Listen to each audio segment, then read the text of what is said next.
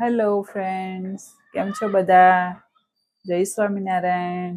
આજે આપણે પાપડ કોર્ન બનાવવાના છીએ. એના માટે આપણે પાપડ પહેલાં શેકી લઈએ, એના કોર્ન બનાવીએ.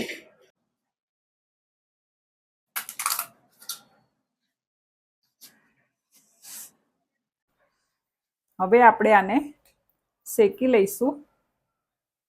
મીડિયમ જ રાખવાની ગેસની ફ્લેમ, તો પછી વળાશે નહીં કોર્ન.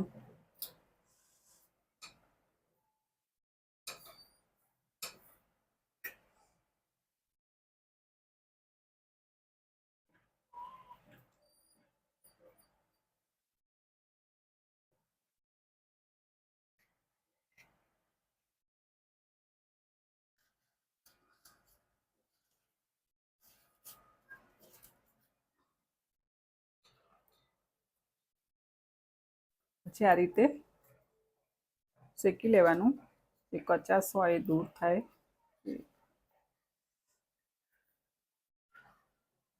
પછી એ રીતે બીજો.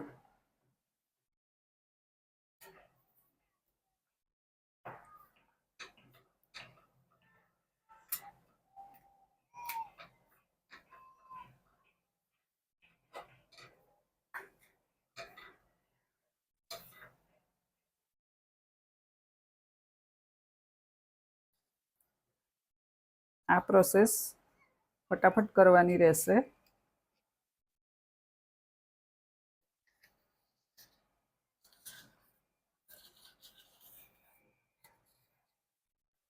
પછી આ રીતે થોડું શેકી લેવાનું.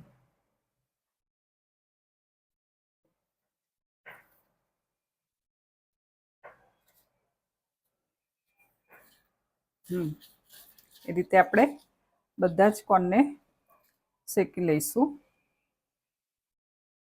હવે આપણે વેજીટેબલ્સ એમાં કયા કયા જોઈશે.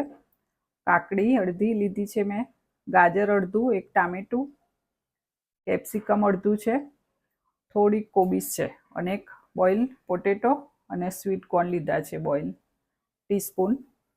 એને આપણે ચોપ કરી લઈશું.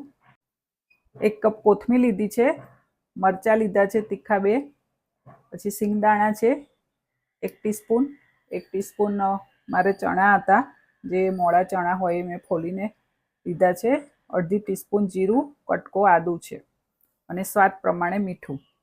હવે આપણે ગ્રીન ચટણી બનાવી લઈશું, અને સ્વાદ પ્રમાણે મીઠું.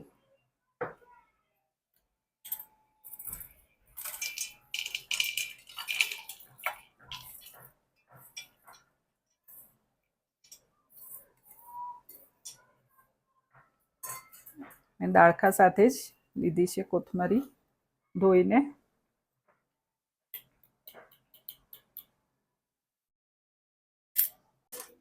હવે આપણે એમાં અડધું લીંબુ નીચોવી દઈશું.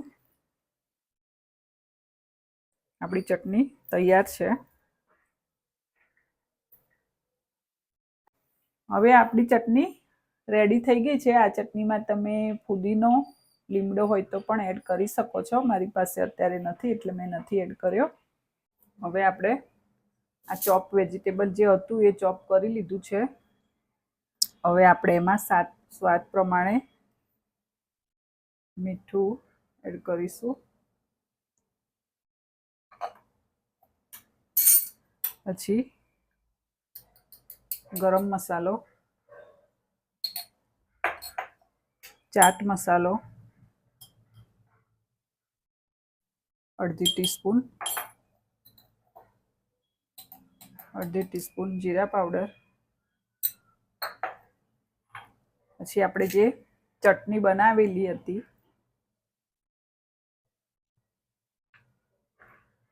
એ એડ કરીશું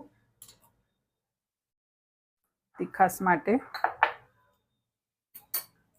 હવે આપણે બધું મિક્સ કરી લઈશું.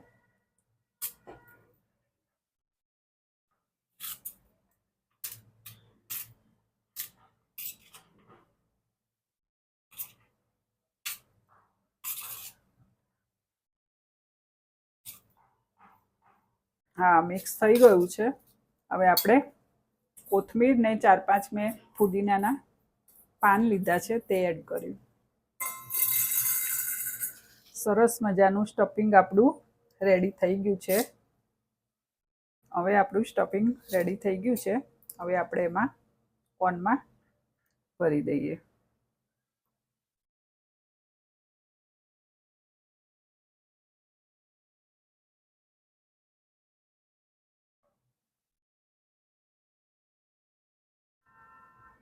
આ રીતે ચમચીથી નીચે સુધી ભરી દેવું.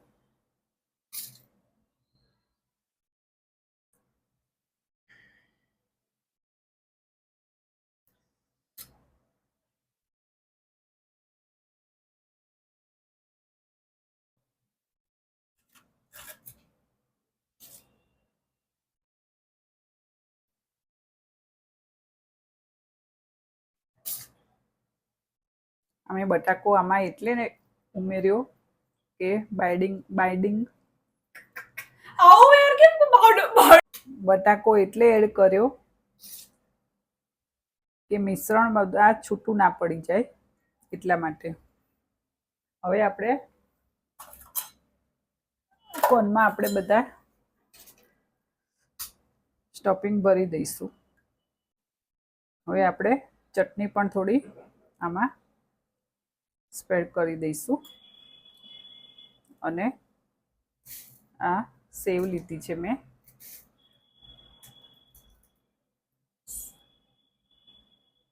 હવે આપણે આમાં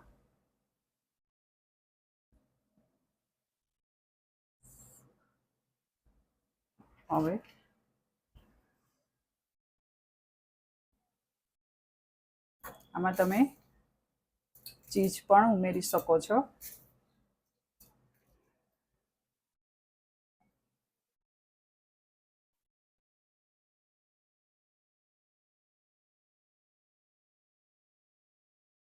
હવે આપણે પાપડના કોર્ન રેડી થઈ ગયા છે. સર્વ કરી દીધા છે.